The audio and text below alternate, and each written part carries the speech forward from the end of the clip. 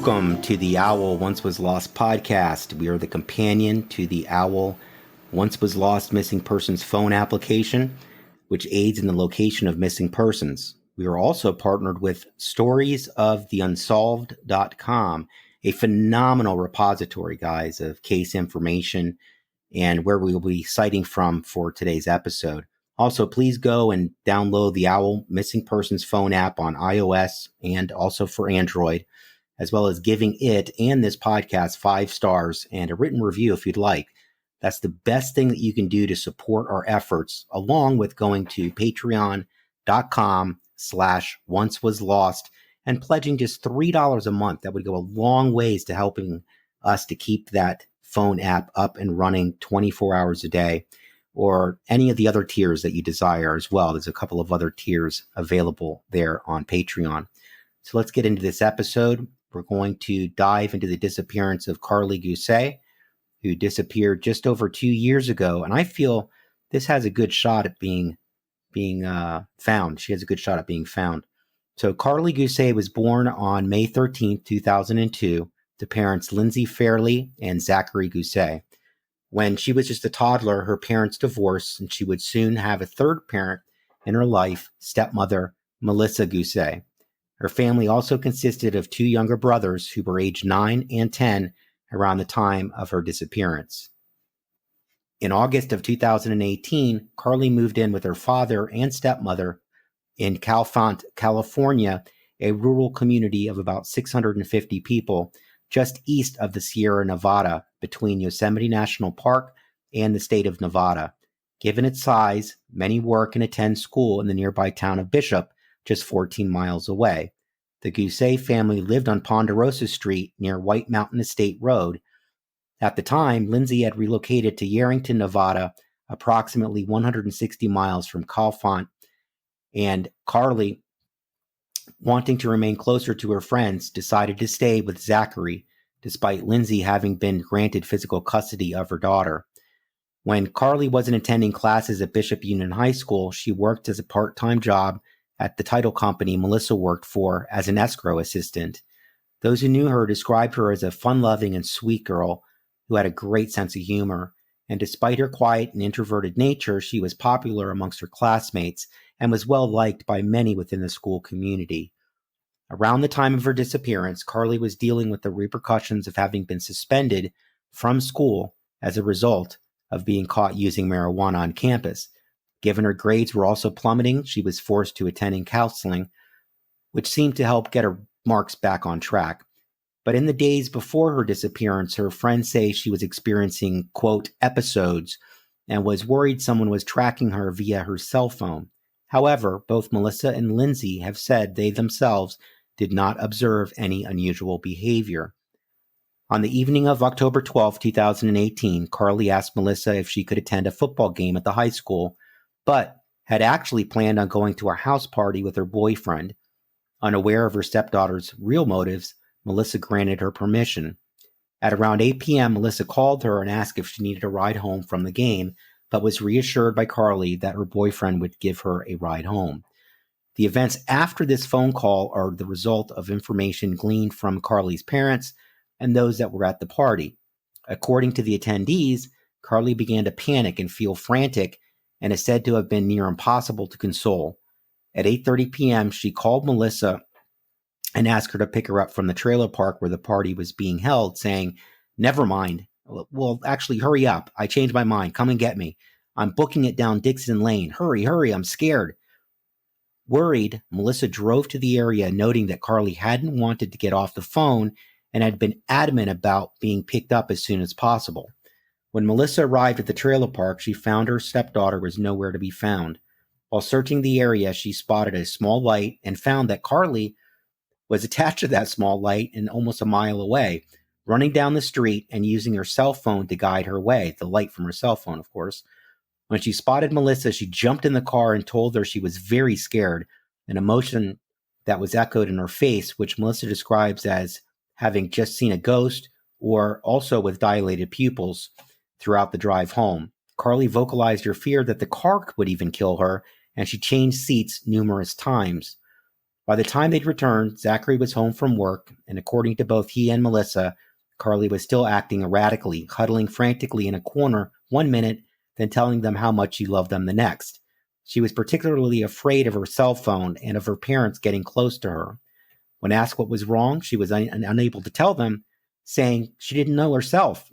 This sounds like she was dosed with some type of hallucinogen, guys, at the party, or with her maybe having a case of bipolar disorder and then combining that with marijuana, because there's some pretty high THC level strains out there today. It's not like it was 25, 30 years ago. You can get strains that are up close to 100% in THC percentage. Most of them are around 20 to 30%, which is still very, very high. To try and calm Carley down, Melissa served her dinner, a salad which she referred to as the devil's lettuce. While her frantic behavior had died down, she still appeared anxious, disoriented, and paranoid, and she eventually admitted to having smoked weed at the party. This led Zachary to believe that she may have had an adverse reaction to the drug, as she had not smoked in some time. But both he and Melissa felt she wasn't in immediate danger and did not drive her to the hospital. So again, you have the marijuana popping up, but it could also have been any other form of hallucinogen.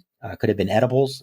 That can be very, very powerful in pot in an edible form, or again, just dosing her with LSD or mushrooms, anything of that nature. So after dinner, Melissa and Carley spent time in her bedroom painting their toenails, coloring, and reading from the Bible. While Carley had calmed down, she was still acting out of the ordinary. So Melissa took her out of her cell phone, took it away from her, and began to secretly record her with the intention of showing her stepdaughter just how she was acting when high. In the 8-minute and 45-second video, Carley can be heard saying she didn't want to sleep in case she was killed. And she asked Melissa if she would call 911 if something bad would happen to her. After the video was recorded, the pair spent a while chatting between 10:30 p.m. and 3 a.m. before both falling asleep. Definitely very strange behavior, guys, and especially to go on for such a long period of time. Makes me really, really think about the hallucinogen and about maybe a drink being spiked. Anyways, the family movements on the morning of October 13th, 2018 had been placed under intense scrutiny. After Melissa admitted to Dateline NBC and Dr. Phil that she'd lied about her initial actions, initially she said she'd gone about her usual routine, waking up at 5:45 a.m. and getting the kids ready for school. However, when she'd opened Carley's door, she found she was not in her bed, and Zachary hadn't seen her that morning. The actual version of events is as follows. At 5:48 a.m., Melissa awoke briefly to see Carley was lying awake next to her and fell back to sleep. Between 7:15 and 7:30 a.m., she awoke to find Carley was gone and that the front door was also slightly ajar.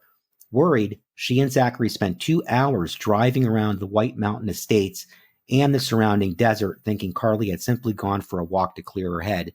Unable to locate her, Zachary called Lindsay in Nevada, who in turn told him to contact the authorities.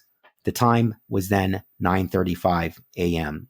With no immediate indication of abduction or a physical description of a vehicle, no Amber Alert was sent out in regards to Carley's disappearance. See, that's why I've mentioned before, guys, that the Amber Alerts are fine, they're great, but it really only works when there's a car involved, and there's also some other special occurrences that need to take place in order for an Amber Alert to be sent out. But with the OWL, Once Was Lost Missing Persons app, you can upload anybody at any time within minutes and have people searching in real time to help find the missing, because you always have to find these people within the first hour. It's absolutely crucial. So again, no Amber Alert was sent out in regards to Carley's disappearance. Due to the remote area of Chalfont and the limited resources available to the Monroe County Sheriff's Office, the FBI, and the National Center for Missing and Exploited Children, they were brought in to assist those working on the case.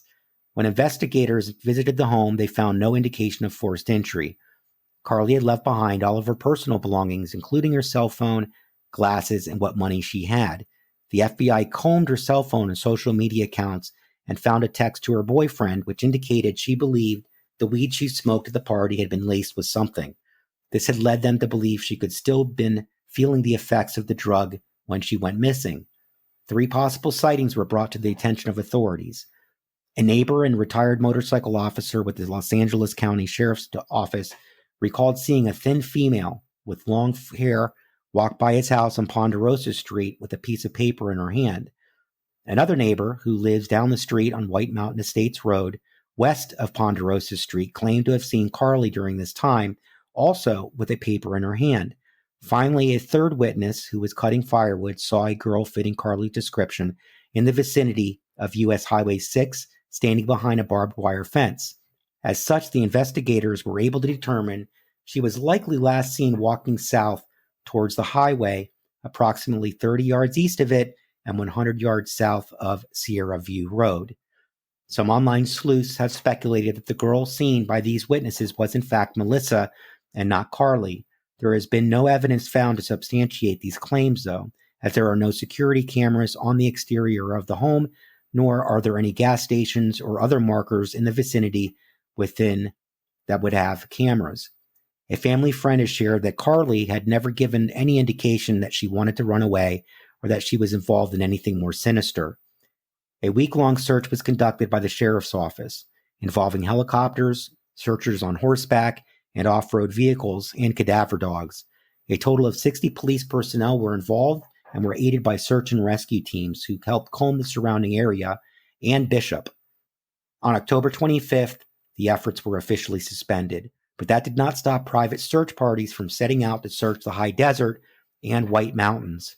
Throughout the course of the searches, Melissa would provide live stream updates via Facebook. Posters with Carley's image and description were put in grocery stores, gas stations, and on light posts, and in diners across eastern California.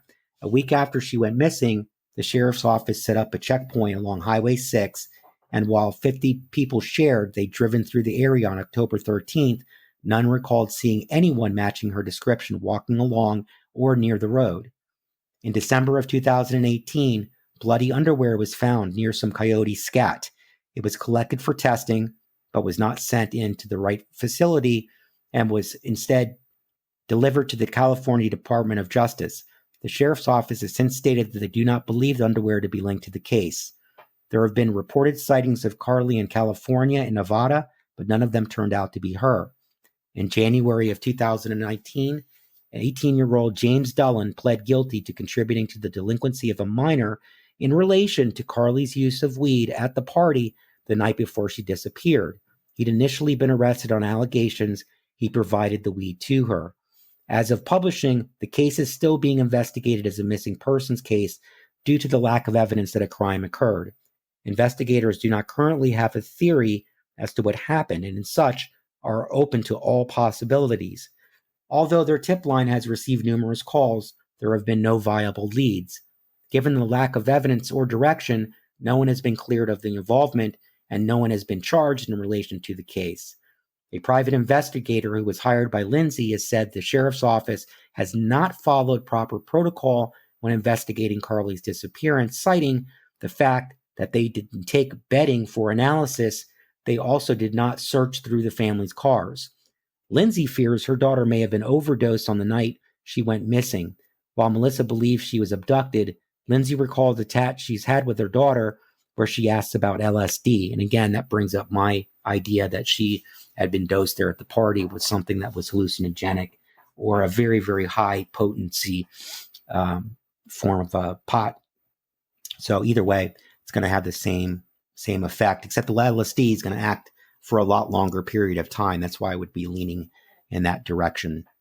So this led her to suspect that she did take that drug and was high that night. She feels Melissa awoke to find Carley had died in the night. But this is where I gotta say, it couldn't have been from the LSD, and it couldn't have been from pot. Nobody's ever died from pot or really from LSD. Maybe on something secondary to the LSD that they did in relation, and they happened to be on LSD, but not from LSD itself. She wouldn't have just passed away there on the side of her shoulder. That's just, again, just my opinion, and that's it, just my opinion. So she feels that Melissa awoke to find Carley, again, had died in the night, this giving her lack of credibility as she's shared for 4 or 5 different stories of different things that have occurred. She keeps changing her story, basically, about the events of that night. Melissa denies this and any involvement in Carley's disappearance. So one, we've got the theory provided by Lindsay and many other sleuths that Carley died as a result of a drug overdose. Many feel she never made it out of the house alive, and some have noted that Carley's erratic behavior could not have solely been the result of her having smoked weed. Exactly.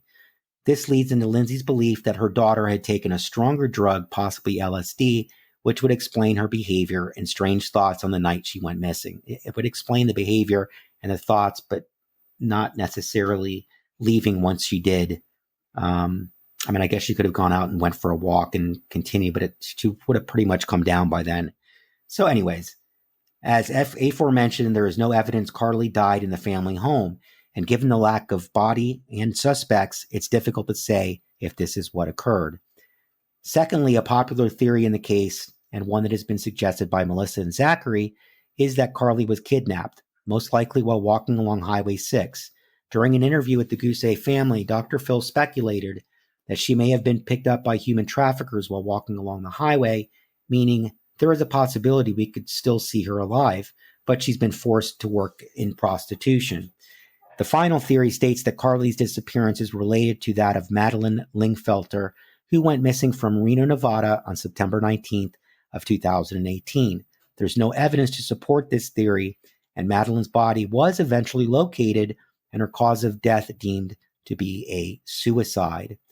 So in the aftermath, we do have Bring Carley Home and Justice for Carley Guse, that's Guse, Facebook pages, which have been created to help raise awareness about the case. Carley's disappearance has been featured twice on the Dr. Phil show, with her mother, father, and stepmother all making appearances. The case has also been covered on Crime Stories with Nancy Grace and their podcast. Throughout the course of the investigation, the family has been subjected to ridicule and cruel comments by those online who believe Melissa and Zachary had something to do with the disappearance. At the beginning of every football game at Bishop Union High School, the announcer reminds attendees to keep Carley in their thoughts and prayers. And Lindsay has kept up a constant stream of social media posts in an effort to keep awareness of the case in the public's eye. She has pleaded with anyone with information to come forward and report what they know to authorities. Carley Lane Guse went missing from Chalfont, Mono County, California in the early hours of October 13th, 2018. She was 16 years old and is believed to have been wearing a white t-shirt, Vans shoes, and either dark gray sweatpants or a pair of skinny jeans. It has been noted that she was not dressed for the harsh elements of the surrounding desert. At the time of her disappearance, she stood 5'7" and weighed 110 pounds. She has brown hair and blue eyes, and her left nostril is pierced. Currently, her case is classified as endangered and missing. If alive, she would be 18 years old today. Those with information are asked to contact the Mono, that's M-O-N-O, County Sheriff's Office at either 760-932-7594 or 760-932-5678.